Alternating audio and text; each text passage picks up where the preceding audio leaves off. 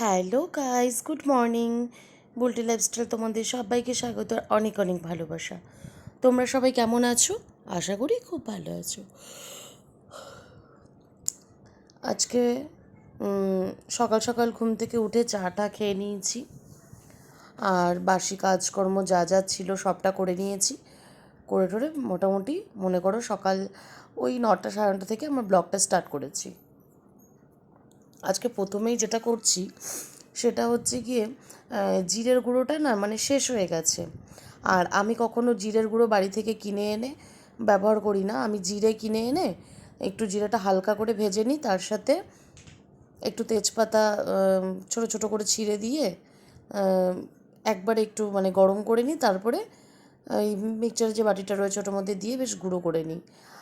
আর কখনো কখনো আবার এটাও করি, এটাতে মিহি হয়, কোনো কোনো সময় একটুখানি মানে একটু দানা দানা ভাব থাকে, দানাও ঠিক বলবো না।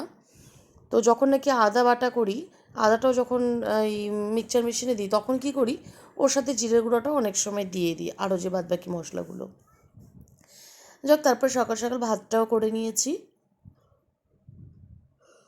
আর আমাকে তো প্রতিদিন সকাল 10টা থেকে 10:30টার মধ্যে রান্না করতেই হয়, কারণ বাবান ঘুম থেকে উঠেই, আগে যেমন ও ঘুম থেকে উঠে দুধ খেত জানো তো, এখন কিছুদিন ধরে জানি না কেন ঘুম থেকে ওঠে দেরি করে, উঠেই বলে মা আমি ভাত খাবো।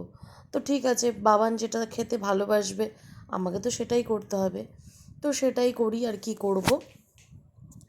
আর মনা হচ্ছে গিয়ে এই দিন দুপুরবেলাটা মানে এমনি রান্না টান্না করে স্নান সেরে সব কাজ সেরে এসেছি। তা মনা বলছে মা আজকে আমি ভাত বাড়ি, ঠিক আছে। তো ও আজকে সবার জন্য ভাত বাড়ছে, আর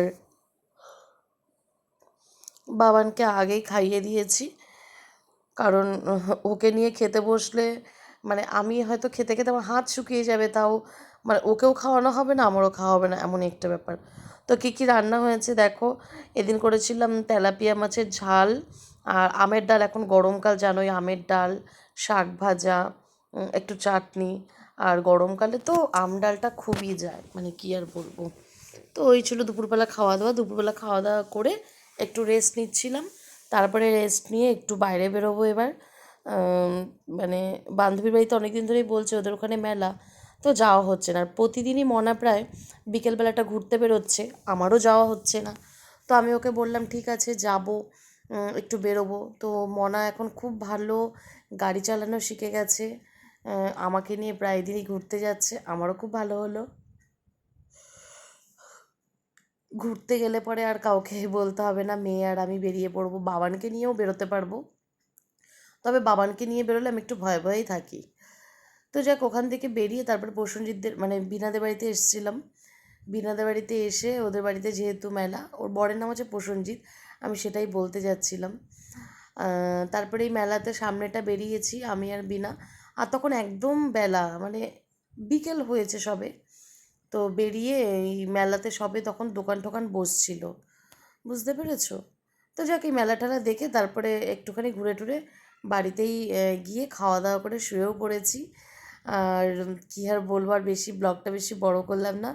তো আজকের ব্লগটা তোমাদের কেমন লাগলো সেটা কিন্তু অবশ্যই জানিও, ভালো লাগলে একটা লাইক কমেন্ট শেয়ার করে দিও। আর দেখা হচ্ছে আবার নতুন একটা দিনের শুরুতে নতুন একটা ব্লগের সাথে। ততক্ষণের জন্য তোমরা সবাই ভালো থেকো, সুস্থ থেকো, সাবধানে থেকো। আর ভালো লাগলে কিন্তু অবশ্যই একটা লাইক কমেন্ট শেয়ার করো, কেমন বন্ধুরা? তো চলো টাটা, সবাইকে গুড নাইট।